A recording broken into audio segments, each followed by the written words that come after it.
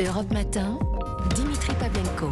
L'INSEE a publié hier les résultats du bilan démographique français 2022. Ce sont les tout derniers chiffres à date sur la population française. Alors vont-ils peser dans le débat sur la réforme des retraites? Avant de poser cette question-là, on va prendre le temps d'analyser ces chiffres. Bonjour Hervé Lebras. Bonjour. Bienvenue sur Europe 1. Merci d'être avec nous. Vous êtes démographe, historien, directeur d'études à l'École des hautes études en sciences sociales, chercheur émérite à l'INED, l'Institut national d'études démographiques. Hervé Lebras, au 1er janvier, la France comptait 68 millions d'habitants, 200 000 de plus qu'un an plus tôt.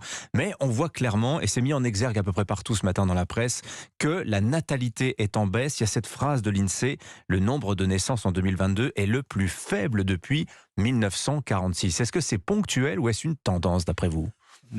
Deux choses, oui, c'est une tendance, c'est-à-dire depuis maintenant presque 10 ans, il y a une baisse lente de la fécondité en France. Donc, on était à 2 enfants par femme il y a 10 ans et maintenant on est à 1,8. Donc ça, c'est l'aspect tendanciel. C'est insuffisant pour le renouvellement des générations, si je m'en réfère à mes cours de lycée.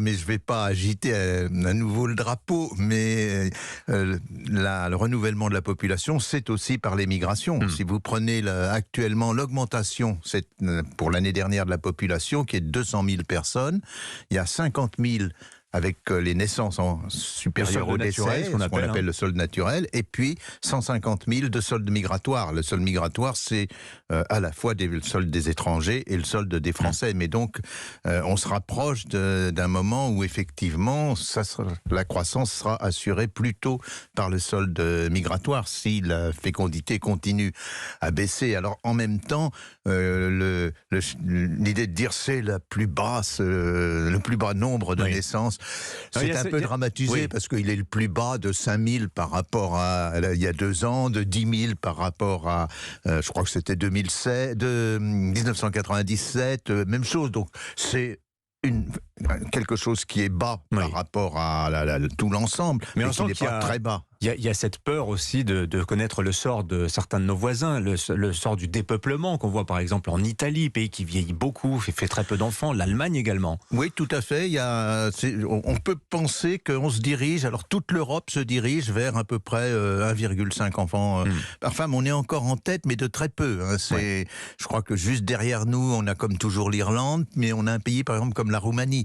Alors les pays qui se dépeuplent en Europe, c'est beaucoup plus à cause de l'émigration, des pays comme la Bulgarie, comme la Roumanie, et une émigration qui est en fait très souvent européenne. Vous savez, la cause du Brexit était liée à la présence de nombreux travailleurs venus des anciens pays de l'Est. Où l'économie et la géopolitique ont des influences sur la démographie. Alors dans le détail, Hervé Lebras, intéressant de constater que les grandes métropoles françaises sont les plus touchées par la crise des berceaux.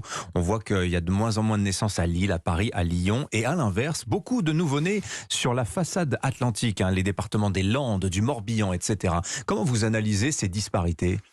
C'est parce qu'il y a un cycle de vie qui a beaucoup changé en France. Et d'ailleurs, c'est aussi une des causes de la baisse, c'est le fait que les couples ont leurs enfants de plus en plus tard. C'est pour donner un chiffre, une femme avait son premier enfant en 1974 à 23 ans et demi. Maintenant, c'est 29 ans.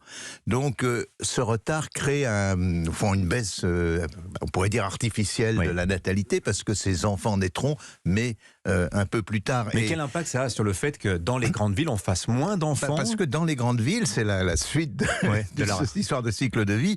Dans les grandes villes, les jeunes ne sont pas encore en couple stabilisé. Donc c'est à partir du moment où ils se mettent en couple et ils commencent à avoir des enfants, souvent d'ailleurs pour des questions de logement, ils s'éloignent, ils vont même assez loin. Donc on fait les enfants là où on peut les faire. Oui, si vous prenez par exemple, justement, vous parliez de l'Ouest, si vous prenez un département comme la Loire-Atlantique, les naissances sont beaucoup plus nombreuses, assez loin de Nantes, mais c'est des gens qui travaillent à Nantes dans la journée. C'est cet aspect métropolitain. Donc la différence tient au cycle de vie, mais elle ne tient pas à une particularité des lieux, si vous voulez. Comme autrefois, il y avait des grosses différences entre l'Ouest et puis, par exemple, le Sud-Ouest et l'Est, mais maintenant, c'est plutôt une différence, comme pour beaucoup de choses, entre les métropoles et puis les zones rurales. Alors, autre chiffre saillant de ce bilan démographique, on l'a dit, 723 123 000 naissances l'année dernière, 667 000 décès, c'est très élevé.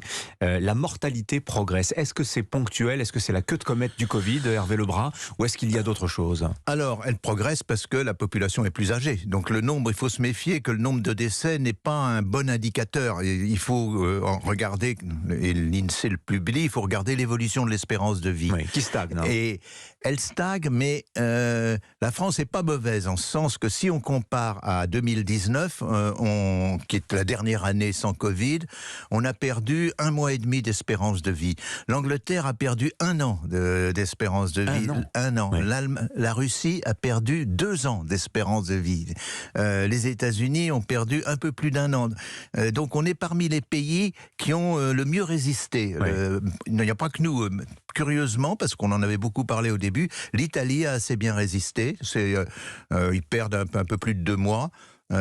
L'Espagne aussi, mais on sent qu'il y a au fond les systèmes de santé, par exemple le système de santé anglais dont on le voit est à bout de souffle, n'ont pas permis de bien récupérer, pas simplement le Covid, mais après le gros choc du Covid, alors que la France a récupéré. Je ne vais pas vous demander ce que vous pensez de la réforme des retraites, Hervé Lebras, mais tout de même, ces chiffres, est-ce que objectivement, ils ne plaident pas en faveur d'une réforme pour, comment dire, pas sauver, mais en tout cas s'assurer d'un avenir pérenne pour le système par répartition, le niveau des pensions pour les retraités? Oui et non. C'est-à-dire il faut voir, c'est un tout très complexe, et vous l'exposez, cette réforme. Mais sur le point qui m'intéresse, qui est l'intervention, si on peut dire, de l'espérance de vie, je dirais plutôt que ça rend moins urgente, malheureusement, au fond, d'une certaine manière, la réforme des retraites, parce que l'espérance de vie ne progresse plus, justement, parce qu'il n'y a pas simplement par rapport à 2019, mais maintenant, depuis pratiquement 5 ans, l'espérance de vie en France progresse très peu. Or, dans les 79 ans pour les hommes, 85 pour les femmes. Or, dans les prévisions du corps, le comité d'orientation des retraites, il table sur une augmentation de l'espérance de vie.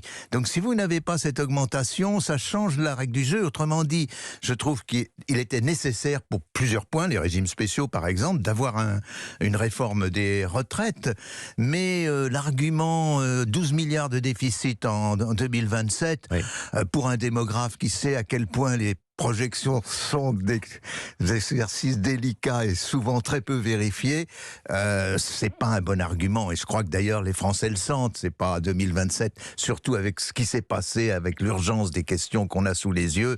Attendons. Merci beaucoup Hervé Lebras d'avoir été avec nous ce matin. Une pensée d'ailleurs pour Sœur André, doyenne française de l'humanité, qui nous a quittés hier à l'âge de 118 ans. Elle aura travaillé jusqu'à 108 ans. 108 ans, rendez-vous compte.